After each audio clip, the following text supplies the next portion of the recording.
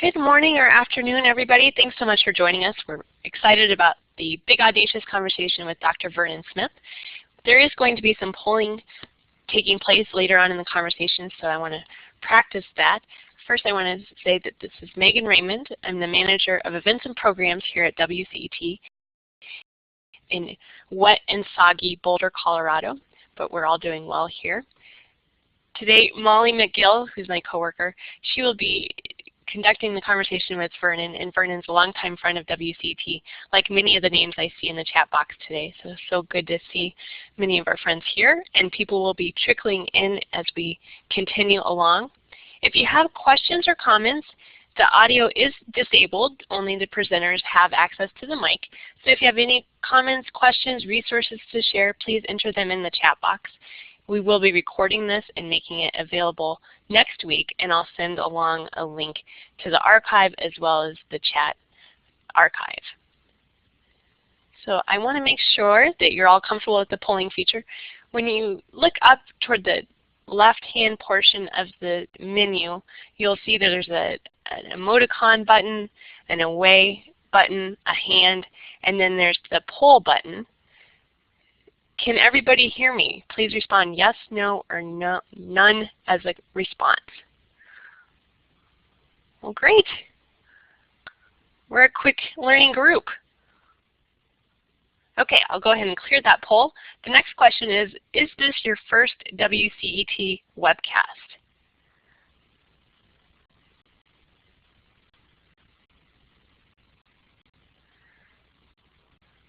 Well, good, about 50-50. So welcome to our friends that haven't been part of these conversations before.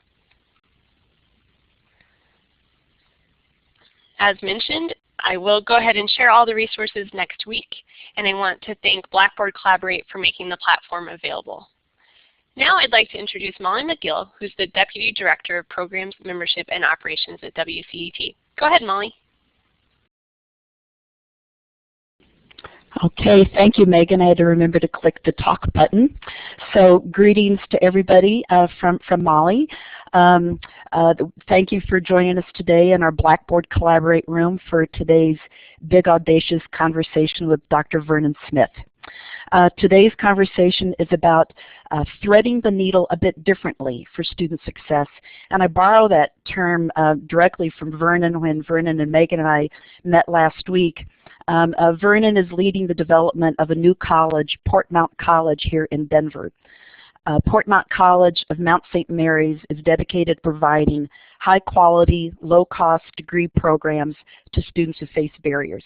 And while few, if any of us here on the call today have the opportunity to truly get in and design and construct a whole new educational program from scratch, I really am confident that Vernon will stimulate your thinking about how your institution, whether you're public or private, might do things a bit differently for students.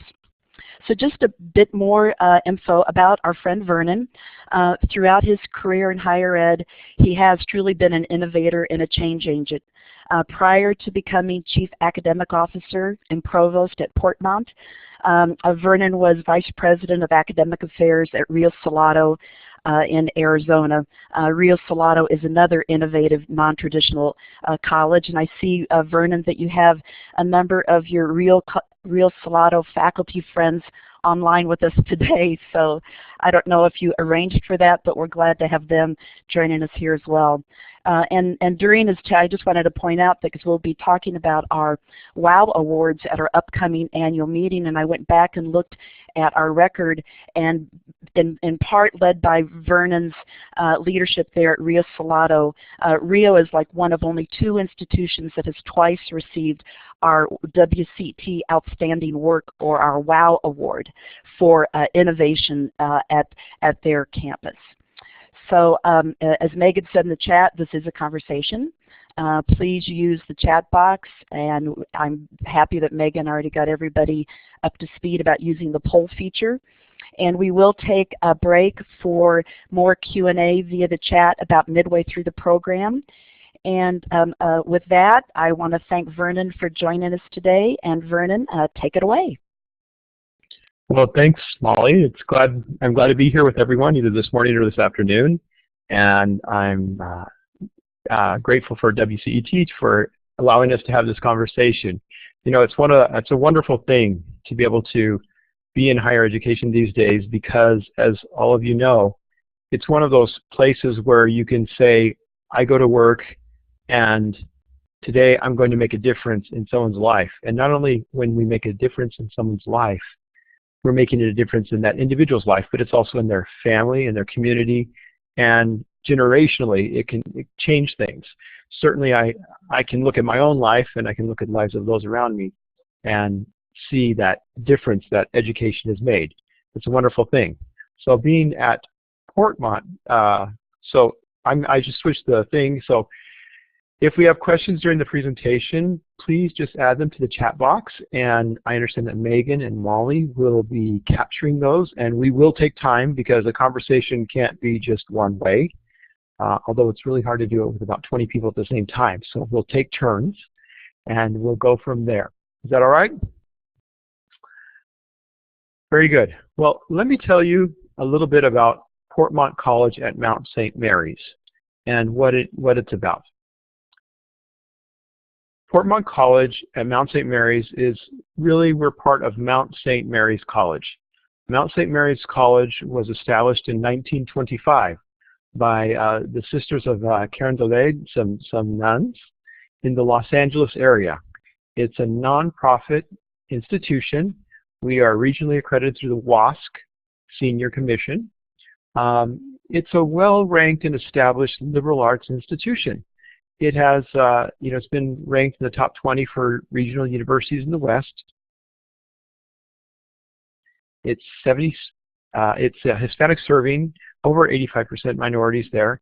Portmont was created as the distance learning arm or academic unit of Mount St. Mary's, and to be able to offer the same high quality for about 20% the cost of the regular degree. And we offer high quality associate degrees at a low cost, and it's discounted as much as we can because we're trying to hold down the cost and keep up that quality for about the amount of a Pell Grant. It depends, of course, on students' eligibility. Portmont College actually is a combination. It was a joint venture between Mount St. Mary's and an institution called MyCollege Foundation. And with this, that received backing from the Bill and Melinda Gates Foundation, the Walton Family Foundation, which the Walmart folks in Colorado, the Mordridge Family Foundation, the Daniels Fund, and the Anschutz Family Foundation, among other luminaries and supporters within the higher ed space. We all know that there are challenges in higher education, and we're trying to move toward greater retention, progression, and completion. And these days, it's going to take all hands to be able to reach that goal and make that happen. I would like to frame my remarks here that I share with you, and as we talk back and forth, around this framework. And it's basically that Portmont helps students get to and through college with lifelong skills for career success. We don't want to prepare students just to get through a class. We want to get them through a program. And once they get through a program, we want to make sure that they're completing their full degree pathway. We know that income earnings increase dramatically when we increase the level of education and educational attainment that students receive, almost in every field. The areas that I'll talk about are primarily students with grit, or that's an easy way of saying the non-cognitive aspects that contribute to student success. Connecting students in ways that are important, especially in the online environment. How do we do that so that it makes sense for students and promotes those goals that we have? The idea of project-based learning, relevant learning that helps you not only build the skills you need for college success, but also for those skills that you need not just on your first job, but on your fifth job. The need for transferability. We're a two-year institution, and some of the process we've gone through there. And then using credentials and degrees that are going to make sense for our marketplace. You know, That's one thing that's happened with this recent recession. There's been, I think, a greater emphasis in higher education on looking at which are the degrees that have the greatest market value. But we know that we're not only preparing students for careers, but we're also preparing them to be educated and thoughtful, critical thinkers in society, which is important. So looking at this, I'm going to move forward here and talk about students with grit. When our founder and president, Srikant Vasan, was trying to understand some of the dynamics around what helps students be successful, especially if we look beyond the top 150 tiered institutions in the United States, if you look at that and see the top 150 institutions and you look at the bottom quartile of students in the low income area of the United States, you see a very low percentage of students that are in the lowest quartile of income and socioeconomic status that are going to these top institutions. And so one of the things is, well, what can we do to sort of bridge that gap between academic preparedness that comes oftentimes because of your socioeconomic status and your actual desire and your ability to be successful? And in conversation and thought, the idea came up, grit. It was something grit. In other words, if you've got the will, we've got the way. If you can show demonstrate those non-cognitive aspects that you can show that you'll be successful, that will be a measurement for moving into Portmont College. Now, non-cognitives are a large bucket, and I'll talk a little bit about that in general. It's very popular, and it becomes popular in the press very much, and certain constructs of that, like grit, have received most. Look at Paul Tuff's book on how children succeed. If you look things, the Tiger Mothers, right? We can look at these things that are talking about grit, but that's just one piece of the overall puzzle. So for our students, requirements for them to be admitted into Portmont is that we have to show demonstrated motivation. They complete their online application, and part of that is showing in grit measures. In addition to that, we have them take assessments and track their progress there, including the Duckworth grit scale. And if you're not familiar with that, I will provide that in the resources. And we're also looking at others that are coming along. When we started this, there wasn't much out there, but now there's more that's coming along. We need students that are committed. Commitment is, and the ability to make commitments and keep commitments is part of the non-cognitive aspects that we're looking for, including, and good admissions counselors know this already, and they probably do this intuitively, but they have to have a high school diploma, but we're only requiring 10th grade capabilities or progress in their reading, writing, and math. So in essence, this is a low academic bar, but it's a high grit bar. So in both cases, when you set a high bar for admission, it creates a barrier for students. However, we're not saying that you had to be perfect in your academic performance in the past, but what we do care about is that you have the determination, the guts, the resilience that you need to be able to move forward. And we think that will make a difference in college. Now, the question often comes up, what if I don't have grit like that? Well, part of our job in the college is to help not only identify, but help to develop those non-cognitive abilities during that process. Now, as I said, non-cognitive factors, the grits of the world, are becoming very, very popular, and we're always looking for things that will help. Really, it's a number of factors that are brought together that we could put into three main buckets, I would call them: intrapersonal strengths, and mindsets.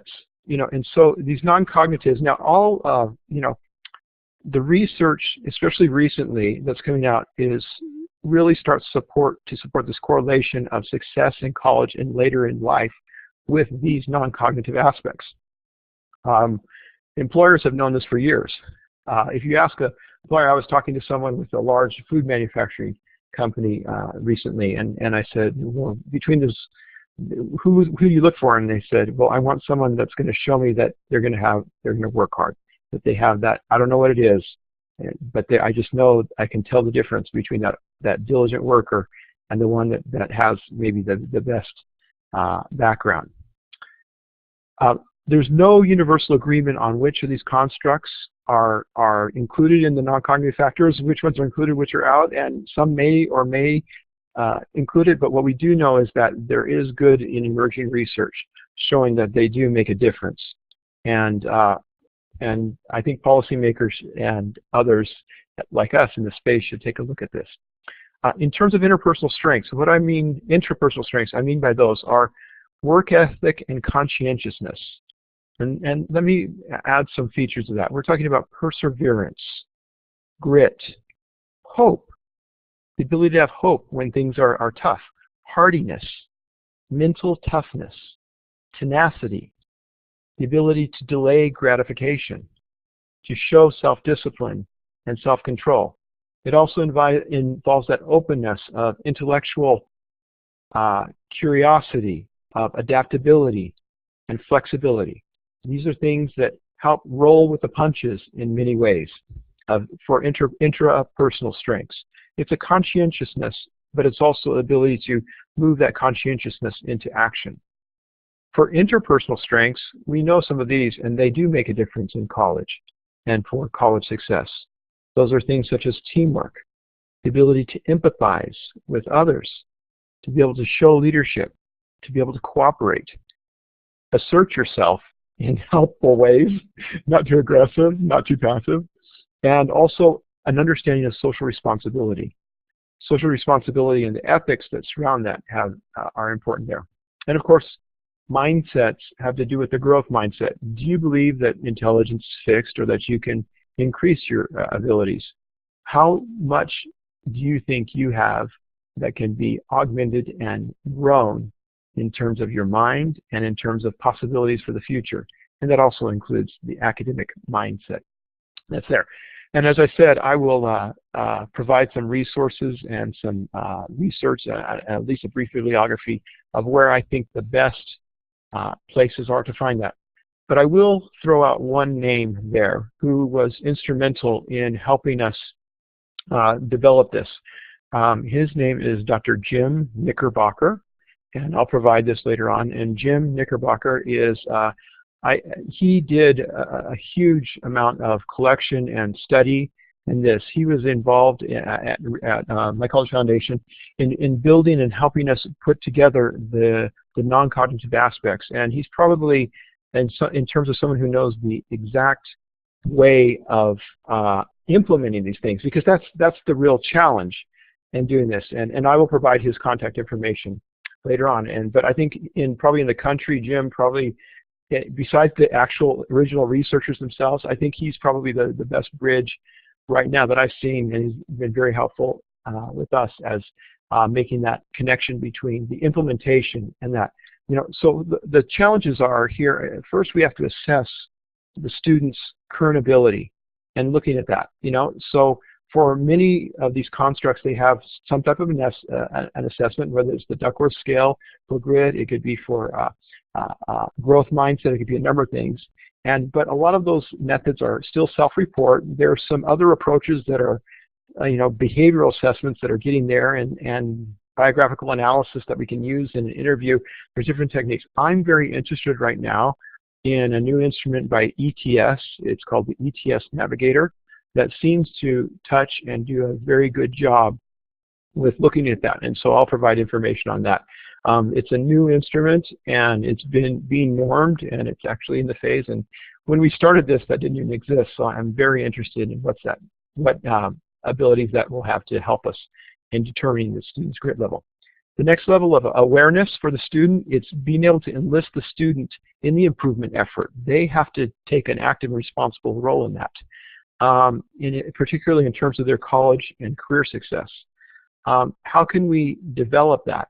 For sometimes in the research, there's some tools that are available, but a lot of it right now is very obtuse. It needs to be translated into practical terms of how we can create that awareness in the student's mind and set and their thinking. The actuality, by I mean that it's the guide. It's how we guide students to, during the process of self-reflection, of asking those questions, is my life already determined? do I have the power to change my life? Could my life be better if I developed a greater ability in a quality, for example, leadership or communication or teamwork? And then the other part of that, which goes to motivation, is, do I want to make the effort? If I make the effort, can I do it in the first place? If I put in the effort, if I put in the effort, will I be able to do it? And if I do it, is it something that I want? I really want. And again, we need to create some interventions, and that's what we're working on specifically. And we have some approaches that I think you'll see that'll do that. And finally, the last part is just activities. We need to have things that are exercises to help increase and build the non-cognitive aspects of our students.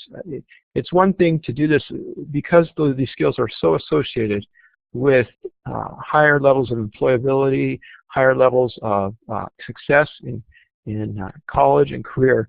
There's really things that we have to do to develop that and make it better. Now, just had a couple of poll questions, and so I'll let Megan or Molly, who would like to conduct that poll? Vernon, this is Megan. I'll go ahead and enter the question into the chat box here, and then we'll use the polling button. Let me go set that up really quickly.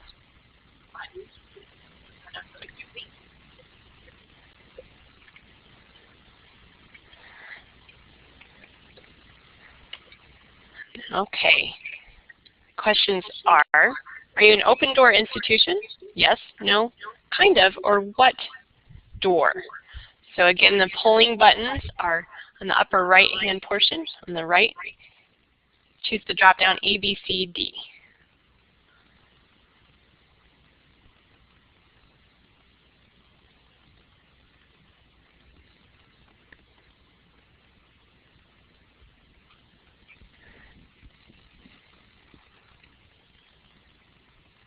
Looks like those are our responses, Vernon. All right, this is interesting. So we have a variation across as an open door institution. So one of the reasons I asked this question is if you are an open door institution, you might not be able to select for grit or look at those factors which increase that. You may, in fact, you're probably not able to select for the academic skills, right? You're not using an ACT or SAT score to be able to do that. In that case, the question I'd have for you is, what can you do, or what efforts can you propose to help develop that grit and do that? And that comes, I think, to the second question, doesn't it, Molly?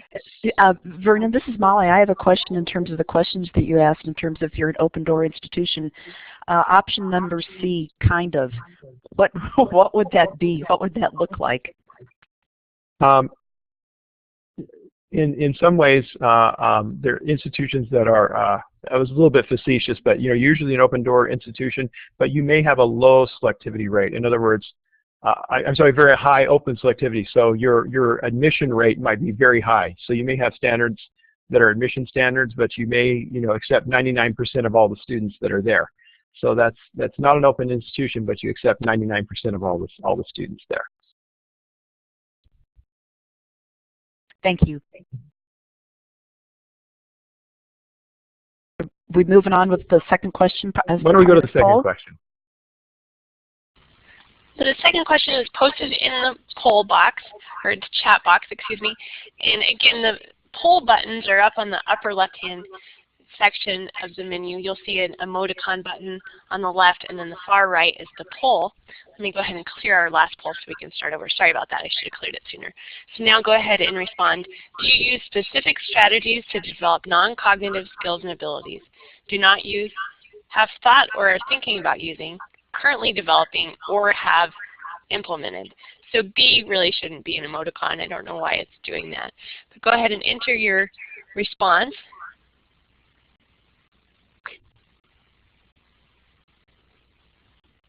You may be biasing the control group by having that smiley face right I know.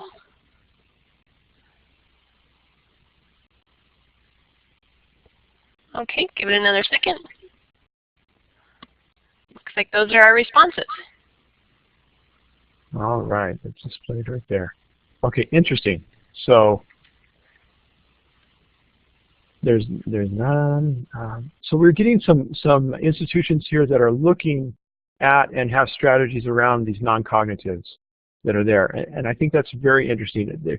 One of the things that I would suggest, as WCET, as we look in the future, is to talk more about the non-cognitives and their impact, and then more than that, it's building the interventions that we need to utilize to help students and move forward in success. So that's interesting to see our display there, all the way around. Actually, that is a question. Do we have the response? Is that displayed, or is that the first one? I'm seeing that. Is that the same? Go ahead. Let's see. Yes, sorry about that. There's the updated one. Okay, so that's very interesting, the distribution here. So actually, that's more interesting. Very good. So we're in the contemplative stage for some, but some have actually really moved into this area. Now that's actually more than I had anticipated for implementation, so I think that's great. And considering it, again, I'll provide some resources that will be available on the WCET website to help look at that. But and of course, I'm happy to talk with folks offline about some of those factors there. But it's interesting as institutions and for terms of public policy, what can we do to help increase students' grit? And this, is a larger systemic problem. In my opinion, what do we need to do to start happening for this to start happening in the K-12 arena to understand this? I believe that places like the KIPP schools are teaching that. I mean, I've seen T-shirts that they have, don't eat the marshmallow, talking about delayed gratification. I think quality institutions that are really concerned about student success are tapping into the non-cognitive realm and moving forward. And Portmont has that same desire for the future. The next aspect I wanted to talk about that has to follow, which is part of our implementation strategy, has to do with connected students. And we build our systems around connecting the students. And the first area that we actually connect them to is their peer cohort. In students, we build students based on a peer cohort. We feel that actually the peer cohort can be one of the greatest areas of strength and support throughout an entire program. We build the peer cohort by through interactions, synchronous and asynchronous, throughout time, and provide them tools to be able to do so. One of the key things, and we took this from best practices, remember we're a startup, so we can go look out and benchmark things, but we looked at the Year Up and Youth Build. We also looked at the U.S. Army and the Navy SEALs in terms of how do they pool groups of disparate people with different backgrounds together and get them to open up, empathize, again, non-cognitives, and be able to support each other so that no one gets left behind, that no student is isolated in that sense. Peer pressure, we know that we were talked about all the time when we were a teenager. Don't give in to peer pressure, right? And you think of your teenagers that you know in your life, how much peer pressure has. Peers are actually a positive force, and that's what the sociologists have said for years. We can actually shape behavior and increase the behavior we need when we tap into that peer network. In addition to that, we have an assigned success coach that helps increase the cohesion of the peer network and the peer cohort, but also provides mentoring and support throughout the student's program. When a success coach is assigned, they are what we try to call a near peer, someone who has had similar experiences to those students that they can relate to. And the success coach follows the students throughout their entire academic experience. In other words, it's not like traditional advising where you may have times where you stop in and see this. The success coach is an active and intrusive type of participant that tracks the students' progress throughout their course and throughout their entire program, so they stay with them through their entire experience. And I'll talk a little bit later about, well, I should talk right now, the technology of this. We actually have the success coach having a view into the student progress the same way that the faculty does, little bit different filtering, but the success coach knows very early on who's doing well, who's progressing, who's keeping up with assignments, so they can also build and work on that. Proactive tailored advising, which is we all offer in some way or another, but we also try to really get into the students' goals and understand who they are and build, again, try to start building relationships with employers, with others that are in the community to be able to help them there. And finally, I can't emphasize this enough. Ken Bain talks a lot about caring. And more than that, for me, it's the ability to show faculty that have high levels of caring and high levels of passion for the subject area.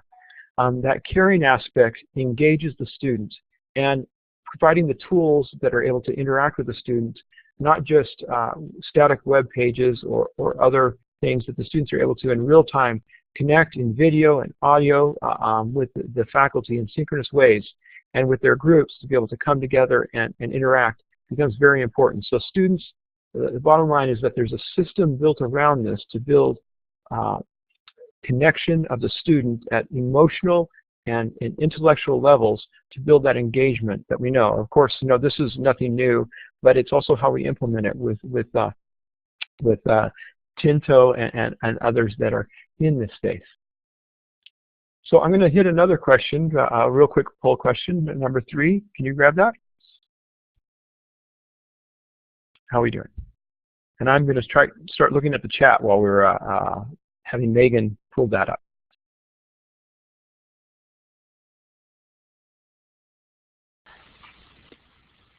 Sorry about that. Question posted below the answer, or the options. The question is, how much do you utilize coaches or mentors beyond the traditional advisement process? None is option A. B, somewhat. C, moderate. Or D, extensively.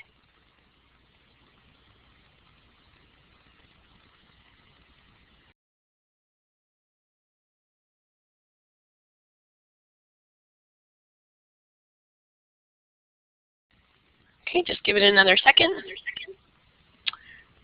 And while you're looking at a poll, I'll mention something. I see a comment here from Ed about the first year experience course, and we actually have a series of currently 3 1-credit modules that we call Ignition, Liftoff, and Soar, which is really a college success course. But in that time, where it spans out over time to be able to increase and habituate, so pulling in the power of habit, the success skills and actually practicing that as they go along. So I'm interested that you also mentioned that course. It's one thing to talk about it, but it's another thing to develop it and practice it along with their regular classes. Here we go. All right. Some of you do have a great football team, it looks like. And somewhat moderate and extensive. So I'd be curious to know how some of you are using this. We see the coach as a differentiator in the sense that they are really coaching and mentoring, and it's not just for academic issues or academic barriers. We have instructed and actually developed capacity for the success coach to be able to take care of things like transportation issues, housing issues, emotional issues, health and wellness issues, to be able to do a holistic type of support system so that when something shuts down, the student will be able to talk to and the success coach will follow up, that they can handle things that are outside of the realm of traditional advising and traditional academia or academic things. It's not just course success, it's helping them overcome any of the barriers that they might have. So I say let's check the chat a little bit and see if there's some other quick questions that I can answer. Molly, Megan, anything that is popping up here that we Vernon, see this a thread? Vernon, this is Molly. So just in follow-up to your last comment there in terms of the level, the comprehensiveness of the support that the coaches provide to the students, and maybe Portmont isn't far enough along in terms of your pilots and your work, but what happens to those students when they leave that kind of very nurturing environment and then transfer to the 4-year level? I mean, what does the research show? Have they practiced it enough and developed, really kind of embraced that as part of a life success skill generally, and they're able to maintain that? Kind of what does the data show? So we don't have data on that yet, but we do have a strong hypothesis. And the first part is that in the transfer partners, they transfer on, and I'll talk a little bit as we talk about our partners, we have to have an institution that has a tradition and demonstrated experience in providing high levels of support. We've seen this as a problem moving from K-12 into higher ed, where you'll have outstanding charter schools and systems such as the KIPP group, the KIPP charters, who do a lot to move students ahead and raise their academic performance and build these skills. But KIPP has experienced a 38% college completion rate. So something happens, they go off the cliff, they drop off the cliff. What we need to do, and Shrikant Vasan, our president officer, says is we need to stair-step them up. We need to stair-step them so that there's a transition to be able to move that. Part of our thinking in this is that the success coach relationship, as we move forward and go, as a student moves forward to their transfer, that the success coach relationship does not end. That there's a transition period with the success coach as they're even at the other institution to be able to move them and bring them along. In other words, they're not isolated, and it's not segmented in those aspects of their life. We're helping them move forward and do that. So I hope that answers that question. So we don't have data, but we have some experience that we can look at with the K-12 moving to higher ed, and we know that those relationships are better if they continue on. Vernon, thank you. This is Molly. Rebecca Holy asked a question earlier in your presentation about are students rejected because they don't have grit, and how do you reject based on a soft measure like that? And I was kind of wondering something similar to that in terms of if your cohort are largely recent high school grads, or maybe students who only have a high school diploma, how do you measure that? I mean, I know that you talked about that, but that's a real level of maturity that I think that a number of 18, 19-year-olds maybe don't possess at that particular time. Right. So we do set levels of a standard that we have, and basically we're looking at trying to when students, and they've done this, and we're trying to get more measures.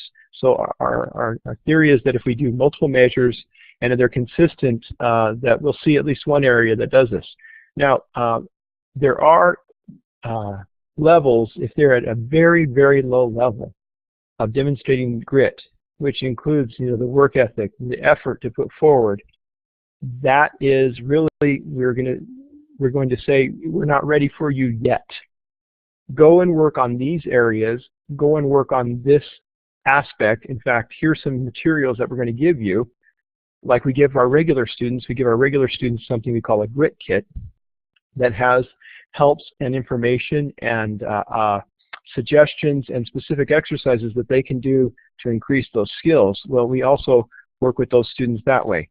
And another aspect of this is, frankly, if they're coming back to us again and again and again, it also tells us they might have the tenacity. We have to look at that. But the answer is no, but it's not no, period. It's no, not now. Let's go and look and see which ways you need to increase that. I would add another aspect of this that we're finding. One of the questions we grapple with is, where do you find students with grit? And if we use it, finishing high school is actually a type of grit, but starting to look at areas where people have already pre-selected for that. One area that has done really well with that is, frankly, employers. Employers tend to hire employees that have grit. And so it occurred to us that that's one also way of doing it, is having employers help determine and also identify those employees that have grit. No matter what the industry, there's still that aspect that they can see. Vernon, that relates somewhat to a question that Terry Strout mentioned or asked earlier about how do you market or where do you find your students. So I'm assuming then that part of the Portmont program are some partnerships or relationships with employers for getting the word out and even just getting the support from the employer to encourage the student to take the next step to apply. Or are you going to talk about this later? I know that you have a whole section in the second half of this. If you'd like to wait on that till later, your call. why don't we wait on that? But the short answer to that is yes. Employers become a great way of understanding, because they do the pre-selection in some ways, of understanding who has grit. But then it's one thing to know that you have it. It's another thing to be able to take advantage of that opportunity and have the flexibility and convenience to be able to continue on with your own personal development. Well, why don't we, if there's no other questions at this point, should we move on a little bit? Sounds good. In our curriculum itself, one of the things that we learned at Portmont is that there are successful pedagogical techniques that have worked well online. I worked at Rio Salado, built courses, and a shout out to, of course, my Rio Salado faculty that joined. There's a lot of lessons that have been learned, but one of the things that we've learned at Portmont and the research supports is that structured programs of study, where there's not a lot of variation or a lot of buffet of courses for students, actually help them get through courses and programs more effectively. The other part of that is we believe in using project-based learning that has been developed to be able to help them bring together these what we call core capabilities for students to bring those together. What I mean by core capabilities are the cognitive and non-cognitive skills, meta skills, that are needed to work and get things done. Now, think about times where you work on a short-term project in an intense manner with students. These projects that we use are based on our conversations with real-world applications. So in other words, we go to employers and ask them, okay, we're going to be doing a computer science course right here, and we're in a course here that we're building databases. What do we need to know? What would be a good example of a case that we could use? And so we build a case off of something that is realistic, that has been formed from the employer, that would inform the student and is real-world based. To the extent that it's real-world and relevant, will engage the student, and also it helps develop those other skills. Let's grab real quick. I have two quick questions, and I'll go continue on. Questions 4 and 5. Could we pop those up real quick? And then we'll move forward. Question number 4 is, at my institution, the balance between workforce, relevance, and timeless skills is A, not discussed, B, occasionally discussed, C, regularly discussed, or D, has been used to make strategic decisions.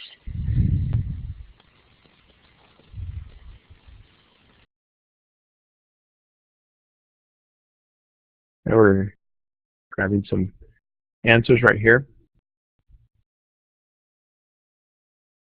The last time that you, and I'll just say this as you're going there, the last time that you did a revision of your curriculum, and the last time a course was revised and looked at, how connected was it to the external environment?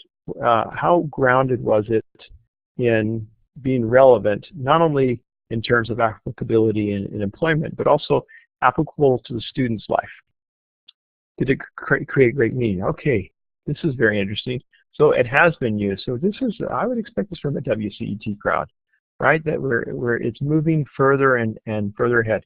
You know, it's interesting that there was a recent survey that came out actually the day before yesterday from Northeastern University, showing that employers actually care more about some skills that are more generalized than the technical skills, which goes to the next question. So let's run the next poll question, if we can. Okay, the next question is, where a job candidate has gone to college is a good indicator of their knowledge, skills, and abilities. Do you A, strongly agree, B, agree, C, disagree, or D, strongly disagree? This is the final question, so let's see if we can get most people to respond. This is going to be interesting.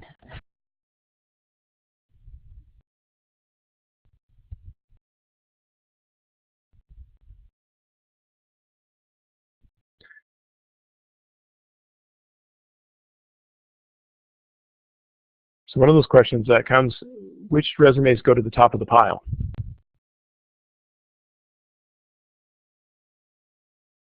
Besides, you know, that is the supervisor's daughter, that might be a factor. Oh, whoops.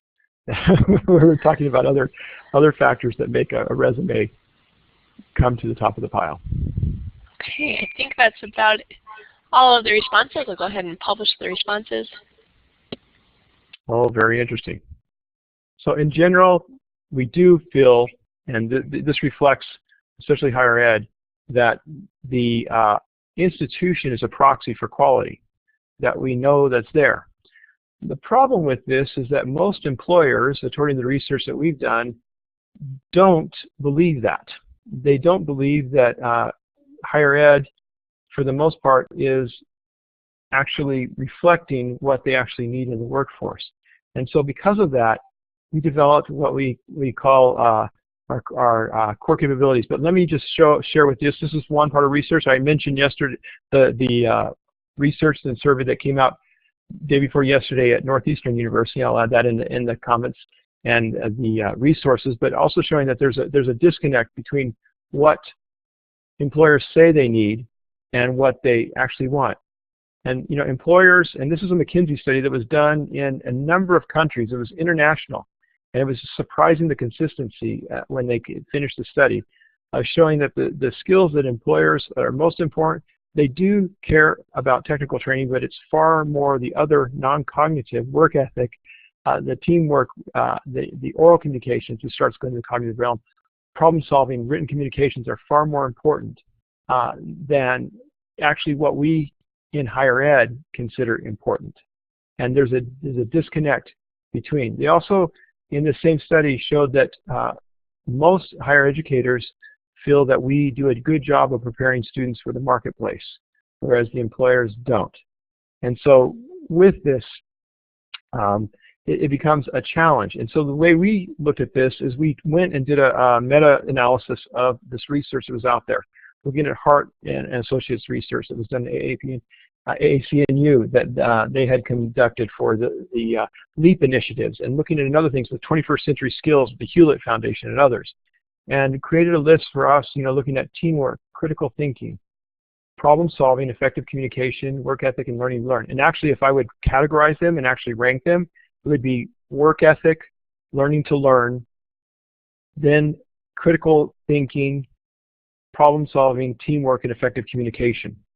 And these are the things that we feel that students want. In fact, what we've done with this is students not only receive a transcript for their courses that contain their grades, but during the process, we've built a monitoring system that in every course, through those projects that are project-based learning, and through other assessments, students receive a rating on their teamwork, their critical thinking, their work ethic, their learning to learn, and actually receive a rating that's normed against their peers during the class. So when a student receives a transcript, not only do they receive their grades, they also receive a secondary transcript or a double-click transcript that shows the student's performance in the area of teamwork, critical thinking, and these core capabilities. The student also has the ability to give to the employer that link so they can go in and look at the rubric by which they were judged and how they were normed against their peers in these areas. So this is one of those things that we think will raise or increase the knowledge that we're being responsive to employers, but also will help that resume go to the top of the pile. When you have we think it'll make a difference when you can say, yes, I do understand critical thinking and problem solving, and by the way, here's evidence that you can go look at in my portfolio of how I achieved those skills and how I demonstrated them in meaningful ways that are there. So that's something that I think we're probably the only institution that I know of that's doing this, having this secondary transcript. In other words, what we're trying to do is not make the institution itself be the proxy for quality, the name and reputation of the institution. We would like to make it direct. We would like to disintermediate the knowledge about the employee or their potential candidate and let the employer have a direct and clear, transparent view when that student allows it to look in and see exactly the type of capabilities and skills that they have to be able to do this. In addition to that, we purposely took degrees that we found that were in demand and we limited them. Remember I talked about a program of study that is structured, and with that So these are the degrees that Portmont College at Mount St. Mary's had. 3 of the degrees already existed at Mount St. Mary's, and we merely just took them and started working with the wonderful, just talented, dedicated faculty at Mount St. Mary's. It's just a pleasure working with them. Taking that and moving liberal arts, pre-health science, which is pre-vet, pre-biology, pre-med, pre-pharmacy, moving that online, taking their great business administration Associate of Arts and moving it online. But then we looked out at the research and found that computer science was one of the highest paying, but great in demand fields, but not there. And so worked with the faculty to design a computer science program. These 4 programs represent 74% of all associate degrees awarded in the United States. It seems that another reason for students not getting through college is a proliferation of degrees. And there's many reasons why we hold on to many different aspects and levels of degrees, but the question is, do we really need all of them? And if students aren't completing them, if you enter a 2-year institution typically and you have a 1 in 9 chance of completing within 6 years, and that's the statistic. You have a 1 in 9 chance of completing even a certificate or degree within 6 years. When that happens, then it's a thing to look at. What are the degrees that are needed and what can they do with this? Now the wonderful thing about these degrees is that they don't close any doors. They're good solid foundational degrees that we decided that help do that. And the way we do that is through creating seamless transfer. Now Mount St. Mary's is an existing institution, and students would have the option of doing that and be able to move to Mount St. Mary's also.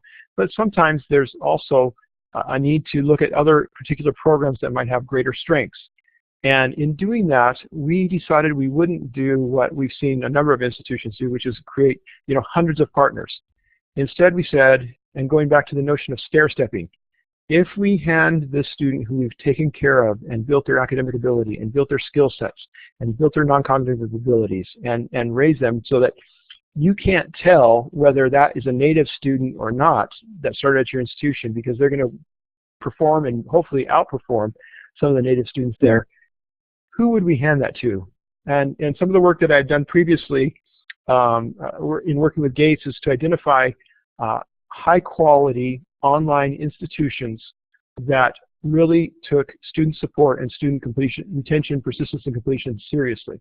And so instead of going after a number, there may be a few, half a dozen or so that we would add to this, and we're in conversations, or if there's an institution that's out there that's interested in helping join this Port Mall, and you feel that you are that type of institution, we do that. But we decided that we were going to be very limited and selective in having the assurances that the students would be taken care of.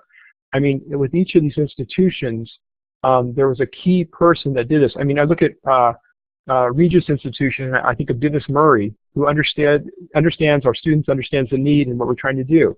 And Regis is the type of institution very similar in mission and scope as Mount St. Mary's is. Folks that helped us out, Sally Johnson at WGU, Ray Schroeder at UIS, Dr. Maria Hesse at Arizona State, Lisa Romano at University at UMUC, and John Bellum at the Colorado State Global Campus.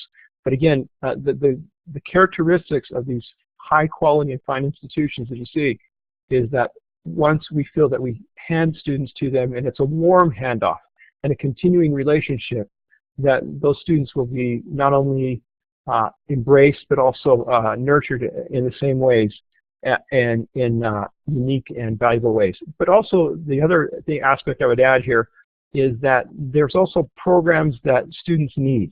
So those business degrees, those liberal arts degrees can transfer into a number of specialized interests area, but they've taken care of their general education, be able to move on, but without the loss of credit and with a really highly thoughtful institution in terms of our success. And that's important to us. Seamless transfer. Those are the aspects, and I can go back to, I can look back, if I go back, I'll go back to this top, sorry for the whiz, there we go, we're going through. So, to look in summary for this, and I know time's getting close, we're trying to find students using the non-cognitive abilities not only to select for non-cognitive abilities, but also to be able to reinforce and develop those non-cognitive abilities because they're valuable throughout the student's life. We're connecting them so that they're not alone. We believe in the use of success coach to increase.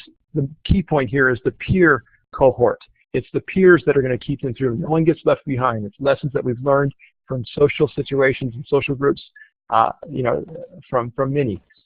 Project-based learning that's relevant, that's based on the core capabilities that employers say these are the things that we want to look for and hire, but it's more than that. Those are core capabilities that, with critical thinking and problem solving, that we need for an educated citizenry. We found institutions that were seamless in our transfer, that there's no loss of credit, but they also care for and will assure, we feel, the success and continued success of our students as they move out into the rest of their higher ed degree.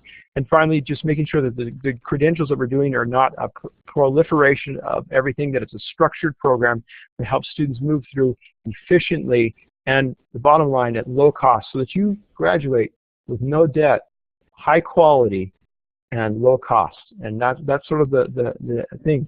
So I'll go back to the slide, and I'll turn it over to you, Molly.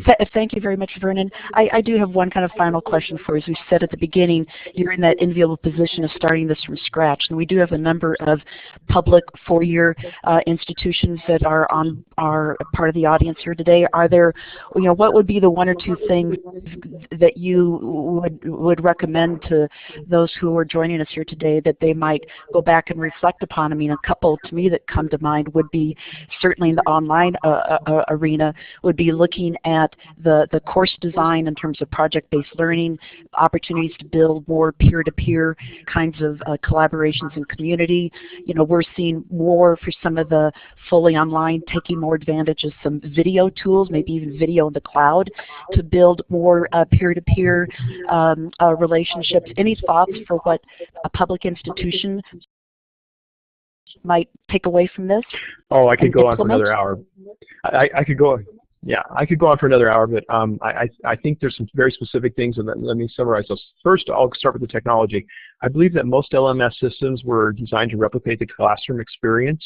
And how much peer-to-peer interaction do you have in your classroom? If we look at Major and others that are looking at using clickers or small groups and that, there's some real improvements that should be done. We need to take a look at the LMS systems, the enterprise and learning platforms, and look and see how much are they, by technology, structuring isolation of the students and not building those social relationships. And so we need to learn from social media. We need to learn from other areas to do that. I think that's a general thing, and I'm on the board of EDUCAUSE, and I know that that's in the minds of a lot of technologists as we look at that. In terms of the publics, publics have advantages and disadvantages because what they have is they have brand reputation, they have existing resources. And so, if I were at a public institution today, I would look at Clayton Christensen's notion of disruptive innovation, his theories around that. I think SNHU is a good example of an existing institution that split off or created an autonomous area to be able to create innovation, and then that was adopted by many of the system. If you look at the history of Rio Salado College, when it was established over 35 years ago, it was designed as an institution that was set off aside from the public system with enough space to be able to move and make the innovation and make the changes that are needed. Going to the project-based learning, the connection to the employer is never as important as it ever has been. There's a false chasm between K-12 and higher ed and between higher ed and the world of work. And we need to look at ways of bridging those to make it more relevant. And I think when it becomes more relevant, they'll do that. But I mean, I could go on. There's a number of strategies that public institutions can do. And I think we're starting to see through breakthrough models some of the different patterns they have done. If you look at the things that Northern Arizona University is doing, the Georgia system, there's some, Kentucky system, there's some very impressive things that are starting to, I think, based in the theory of innovative disruption from Clayton Christensen. I think it's a good pattern to look at. Yeah, I would agree with you. I know that like in Kentucky and Louisiana, that they do have some really strong programs set up there with a really strong tie to workforce and employers. So I think that we're getting close to the end here. And Vernon, I just want to say thank you so very much. It's excellent, and we wish you luck as Portmont College moves forward in terms of your next steps for recruitment. And thank you as well for joining us at our annual meeting in November in Denver. So sign up and come meet Vernon face to face, and we continue the conversation. So Vernon, thank you so much. I'm going to turn it back to Megan. You're so welcome. Thank you, Molly. Thank you, Megan. Thank you, everyone, for joining me. And please don't hesitate to follow up. Thank you again, everybody. I'll be sending a link to the archive and then the resources that Vernon referenced today. Thank you, Vernon. This was a wonderful presentation. And I also want to thank Blackboard Collaborate for making this possible. Thank our WCET supporting members, Boise State University, Colorado State University, Dowlonis, Lone Star College, Michigan State University, University of Missouri, Mizzou Online, University of North Texas, and University of West Georgia. And then our WCET annual sponsors, Cengage, CourseSmart, Pearson Learning Solutions, and VitalSource. We greatly appreciate their support. Thank you. We'll see you on the next WCET webcast, if not at the annual meeting in November. Thanks.